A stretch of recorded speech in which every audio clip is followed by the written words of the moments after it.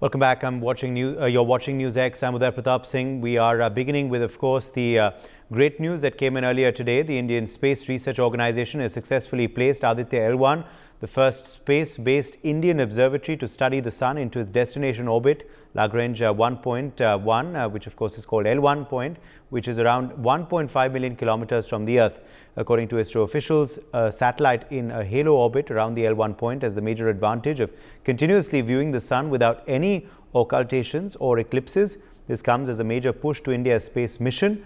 The spacecraft will now begin its transition from the cruise phase to the orbit phase, following which it will start observing the sun and discover the various phenomena emanating from it. Meanwhile, the chairman of the Indian Space Research Organization, S. Somnath, has spoken about the missions in detail. Before we move forward with this discussion, let's quickly listen in to what S. Somnath had to say. This event was only placing the Aditya L-1 in the precise halo orbit. So it was moving towards a halo orbit, but we had to do a little bit of corrections to put it at the right place. So something like a 31 meter per second velocity has to be given cumulatively to the satellite to keep it at the right orientation. So basically it's a halo orbit. It's an orbit which moves around L1 point with a size of 6 lakh kilometer in one dimension, 2 plus lakh in another dimension, 1 lakh kilometer in another dimension. So it formed like an egg. So in this new orbit, it has to be placed, it has to be very precisely put. If we don't do the correction today, it will escape from this point. Okay, we will not allow it to escape if it does not happen. There are some contingencies, but I am only telling mathematically it can escape.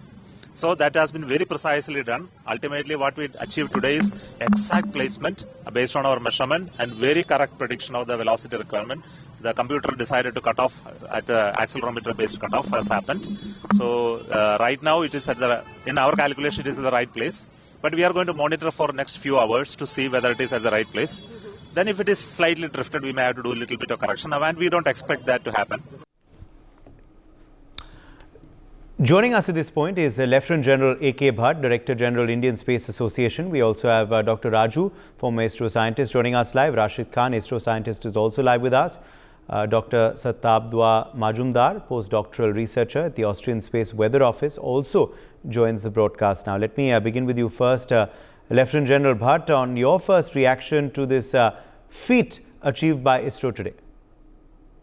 Oh, it's wonderful. Ultimately, the mission we started a few months back, and on September 19th, it had moved towards the Lagrange point, has finally reached there.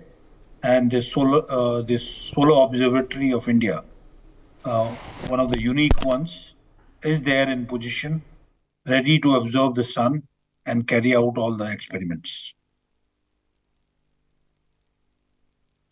Yes, indeed. Dr. Raju, how significant is this achievement today? Is what has happened today finally with the Aditya L-1, of course, crossing that last orbit, of course, reaching that position, which was something which was keenly awaited by many for weeks now. Yes, good evening to all of you. Yes, personally, I am very much excited because this is one of the very few,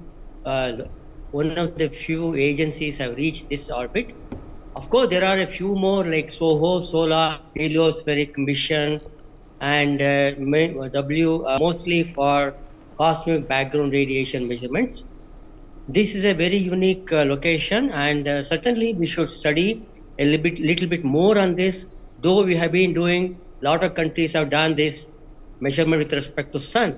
There are a lot of things still to learn from it. For example, the coronal mass injection, coronal mass emission is one of the dangerous emissions which may affect the communication and satellite launches and many more things that can affect. So we are in the right phase, and we are now less than other countries in terms of reaching this unique position of the Lagrangian point, which is 1.5 million kilometers. As we heard from Dr. Somnath, yes, we have almost reached, and a few small trimming is required. Certainly there is no issue to achieve the exactly required point. And we're all waiting, all of us, all the scientists must be waiting for the number of experiments, a host of instruments, A host of experimental plans have been chucked out by various scientific teams. For example, the Expo SAT, one of the major experimental is polarization studies, spectrometric studies of the X-ray emission, and cosmic ray studies. These are all very fundamental things to learn more about the black holes and other emissions from the sun. So certainly we are all looking forward. My simple comment is that we have also achieved, apart from several earlier missions. So certainly I am personally looking for, and of course all of us, all the scientists should be waiting for the right time of switching on the equipment. Some of them are already probably switched on, I don't know, but today we'll know more about that after achieving the correct location. Most of the experiments will be turned on. There are about 10 payloads. 10 very unique experiments are being switched on. So certainly, I'm one of the very enthusiastic persons in the astronomy. Of course, we have launched some satellites, but yes, this is one of the unique experiments. Thank you. All right, let me quickly, in fact, take that across to Rashid Khan as well. Rashid, what was your first reaction to the news when it came in earlier today? And what is significant about what ISRO has achieved? Okay, first of all, a huge congratulations to the entire team ISRO and the entire nation who are basically they are waiting from last 125 days to reach that day. This is finally at like a waiting of 125 days. That launch we have done in September 2023 with PSLV C-57. So basically this point, Lagrange point, is like 1.5 kilometers from this Earth. And this is like a parking spot. Parking spot means it will be continue moving with the minimum fuel consumption. That is the most important objective is this point. There here fuel consumption should be minimal. So as our chairman told, like okay, this position is why this is very important. Because since if both the gravitational force by the Earth and the Sun, if it not balanced properly, this satellite will escape away from that particular halo orbit. So this precise putting is the most important thing that Team ISRO has done it. So if little bit of trimming that we are going to do it very nicely. And as part of this work of this satellite, okay, as we have discussed in our starting interviews also. So this, okay, see this this sun is going to affect our weather the most, and this communication satellites, everything they are affecting the most. So studying the sun and its behavior, it's very important with respect to the Earth. So now this particular satellites, 3 or 4 payloads are directly going to observe the sun, and whatever the rays are coming towards the sun, they are going to observe. So by observing this rays, this particular waves, we can really study them and how it can be done and how it can be make useful for studying the weather phenomena that are going to happen outside this Earth atmosphere that we can read, and it is going to be a very extra milestone in the study of space. Yes, let me in fact also quickly bring in Dr. Majumdar then as well. Dr. Majumdar, as far as this particular feat today, again, your first reaction to this remarkable achievement. The Prime Minister also hailing this feat by ISRO. It's a great beginning of 2024 for them, isn't it? Absolutely. I think this is a massive achievement for the entire nation, not just ISRO. And ISRO has been doing wonders for the last few years, to be frankly speaking. And let's put it this way, that during my doctoral studies at the Indian Institute of Astrophysics, I was supposed to work on the observations from Aditya. And Aditya was supposed to be launched a little earlier, but as you can understand that this is a big mission with 7 payloads observing us on a different wavelength points. So it took some time. Also, COVID hampered a bit. But now that we are finally at L-1, it really makes us feel proud. And particularly because right now I am in Austria at the Austrian Space Weather Office, and all my colleagues, the fellow scientists that I'm working here, they're also excited with the Aditya mission as well. And they're so happy that India is doing great as far as space missions are concerned. Yes, let's talk to now a bit, Dr. Raju, about what happens next. So what are then going to be now the next steps, Dr. Raju, after now reaching this point today? Yeah, see, in my view, certainly we should start switching on the payloads, try to understand the X-ray emissions, cosmic radiation are two different, the POLIX experiment is there, polarization, scattering. See, this sun is nothing but a plasma, which is going to, create a kind of polarization change in the emission of in propagating electromagnetic waves. So the angle of rotation, the absorption, all these things are of very high value for communication experiments. So certainly all these experiments, hopefully these 6 or 7 experiments are to be turned on, and we'll be getting a first-hand information about these properties, how the plasma of the sun. You see, we are looking at the sun almost uninterrupted. So far we are doing from the ground or many other missions from space.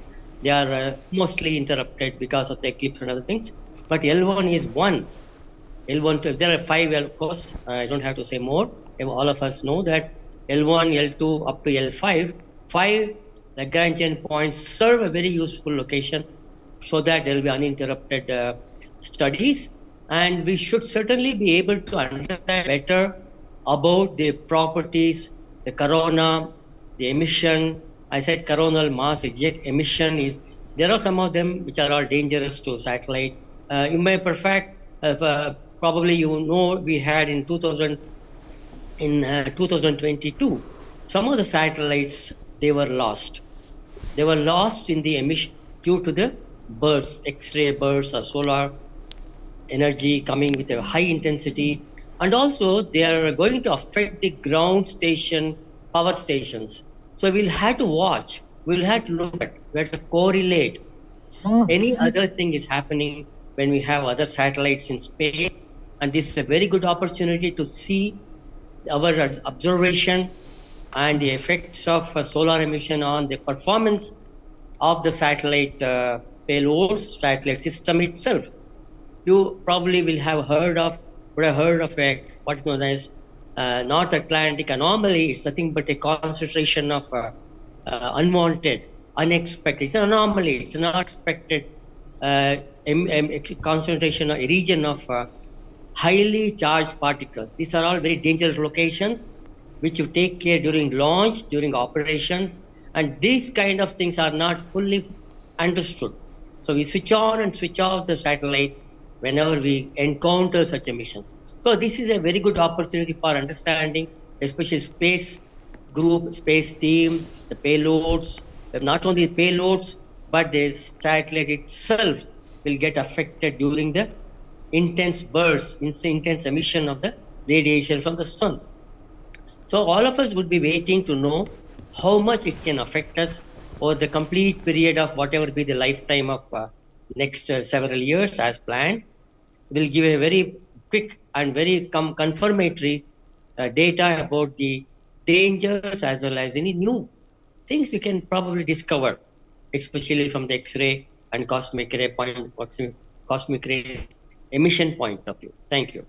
Yes. Okay, let me quickly, of course, take that to Lieutenant General Bhatt as well. Lieutenant General Bhatt, can India now lead the study of the sun for the world? That is going to be the big question, isn't it?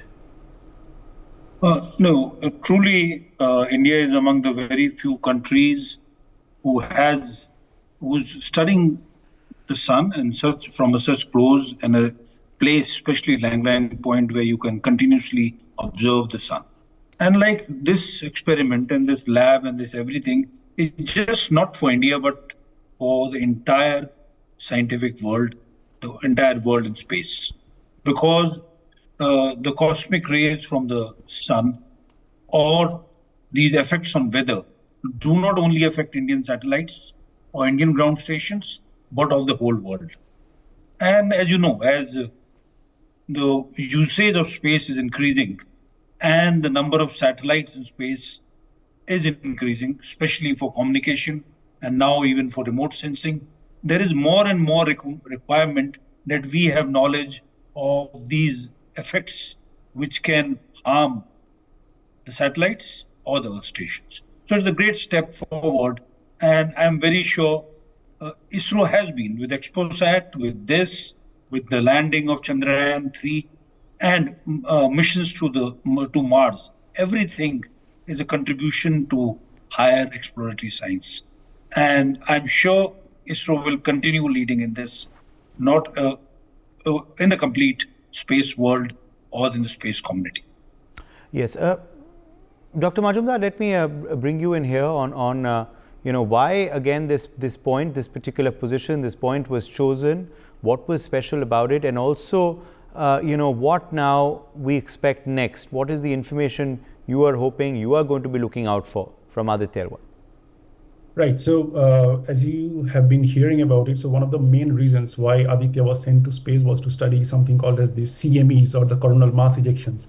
Now, my entire doctoral thesis was on the studies of coronal mass ejections. And I can tell you that the first requirement that you need to observe these mass ejections is that if you have the sun like this, you need to block the disk of the sun and create an artificial eclipse. Now, eclipses or natural eclipses, for example, lunar or a solar eclipse in general happens very less frequently in a year. So what you need to do is you need to create an artificial eclipse, and that is done with the help of an instrument called as the coronagraph. So one of the main instrument out of the 7 payloads in the Aditya suit is the visible emission line coronagraph, VELC, and that will be observing the solar corona from a height of 1.05 to 3 solar radii. So the VELC will be observing the corona where the coronal mass ejections are occurring, and this is a height at which the mass ejections are just ejected. So this is something where we are lacking a lot of information right now. The entire solar physics community across the globe is requiring a lot of information, and Aditya will be providing this crucial information that is missing right now. Because there has been space missions earlier, but those missions have failed or somehow have been lacking to provide observational evidence at this absolute lower heights. And Aditya is now going to deliver us this missing and crucial information. And as a scientist, I can say that I'm looking forward to the data for not just VELC, but for all the other 6 different payloads as well. Particularly if I talk about the Solar Ultraviolet Imaging Telescope suit on board Aditya, it will be observing for the first time the solar disk at 14 different wavelengths around the near ultraviolet wavelength regions. So this is something which will help us to locate the spots at which the solar activity can become high. So we call them as active regions or flaring regions, and those are the regions where you can have explosions happening. So the suit will be having flags which will detect a particular region which can cause a particular eruption, and we are the scientists sitting at the ground. We will receive those signals and we will process the data. There is onboard algorithm which will be detecting the eruptions from the sun, and those data will be downloaded at the ISRO server, and then those data will be shared among the scientific community. And as I can say that as for the last 5 years, I am now really looking forward to the data for all the payloads, and we want to contribute and provide very efficient warning signals, and also enrich our understanding of science of the fascinating field that is solar astrophysics in general. Yes, let me quickly, in fact, take that to Rashid as well. Rashid, what are you going to be looking out for? What is the information that you are hoping, that we will be able to get from Aditya L-1 now in the days and weeks ahead? Okay, basically after this placing in the hollow orbit, the first of all, our main objective is to get open all the payloads, and different type of payloads are available. That different payloads have their different specific function. Okay, so as like every person told that there's one of the most important things done about the energy waves. What are the energy waves they are coming out from the sun? Basically, by studying the different type of wavelengths from all these rays, we can study the full energy dynamics of this thing. So one of the most important thing is knowing that energy by this wavelength, how this is going to be affect this total, how this wavelength is going to create that energy, and that energy is going to affect our environment. So basically, by seeing all this energy wavelengths and this, we can study whole things. And these are one of the important data. Like earlier, we also discussed about this, like X-ray, how they are going to deflect, about the polarization of the X-rays, about the angles, how the angles are getting diffracted in that atmosphere. So basically, these all angles, rays, wavelengths, all this data will come, and accordingly, it will go further studies, and it will give it will give a boost to the entire science community. Yes. How soon, Dr. Majumdar, do you believe that these objectives will start being achieved? Well, so if you're talking about the science objectives, or you are talking about the placement engineering objectives? No, starting with the science objectives. Right. So the science objectives will be difficult, but it will take some time. So I would hope that once we start getting the data, it takes like a couple of months to work on those data. Sometimes the work will be quicker. So it depends on the data, because first time we will be observing the solar corona in some new wavelengths. So we have to understand how to process those data as well. So we have been building data pipelines, which is basically a series of code to process the data. So once we can successfully do that, we will be able to carry out our science activities with the process data. So let's say that we will be, I cannot like quote a particular number, but let's say that we would try to come up with good numbers and new results at the earliest. Okay. Rashid, yeah, you wanted to take that as well? Go ahead. Yeah, actually, as per the data is concerned, okay, once this opening of the payload is completed and this everything is simulated and stabilized, after I think that within a month the data will start coming, and accordingly that after this all data examining and the things, and it will be available to all the science community. So we are hoping that it should come within a month. Yes, 30 days. Okay, Dr. Raju, I think we've lost him. Yeah, I'm there. Okay. Yes, Dr. Raju. Yeah, Dr. Raju, you know, how soon before we start achieving some of the main objectives, what Aditya L-1 was sent there for, and also, you know, what is now going to happen next? See, what I want to bring back to you, one of the important things that is already there happening in Ahmedabad, physical laboratory. There is a big project that is also incidentally called Aditya.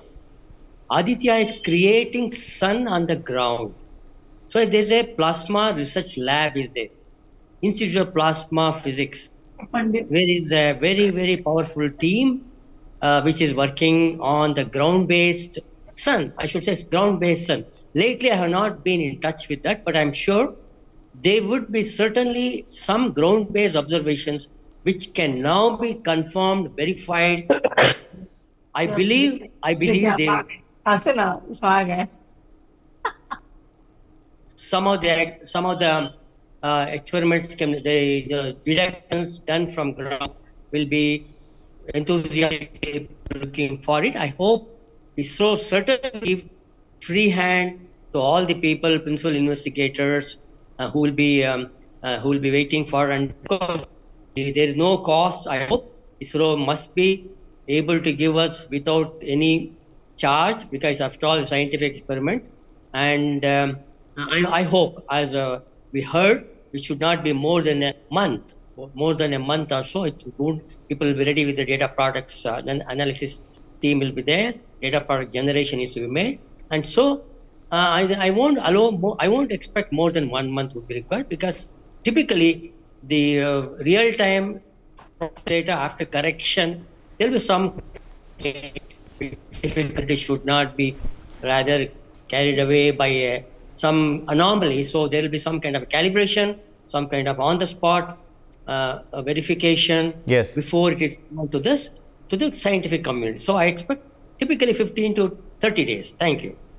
Okay, General Bhatt, your expectation, and also then you know, what next from ISRO? What are your eyes on already? Ye dil mange more. The country is, you know, I know today is a big day, but already we are wondering what's coming up next. Oh, well, there is no limit to our expectations from ISRO, which will keep bringing accolades for the nation. But what I know immediately is the NISAR mission will be there somewhere in the first quarter. And we are looking forward to that. That's a very special satellite which will be going around the Earth and giving data in every 12 days. And it is in the microwave domain. And that itself is a collaboration between India and USA, which will go ahead. As far as what will happen with Aditya, I think the experts who were before me, both Dr. Mazumdar and Rashid, they can tell you much more of what Aditya is going to bring over the years. And I'm very sure it is for a very long time. And this lab of ours will keep providing us information on which these scientists will keep working. All right. My thanks to all of our guests for joining us. And we certainly do congratulate ISRO from all of us at NewsX as well. For more such videos, subscribe to the NewsX YouTube channel, hit the bell icon.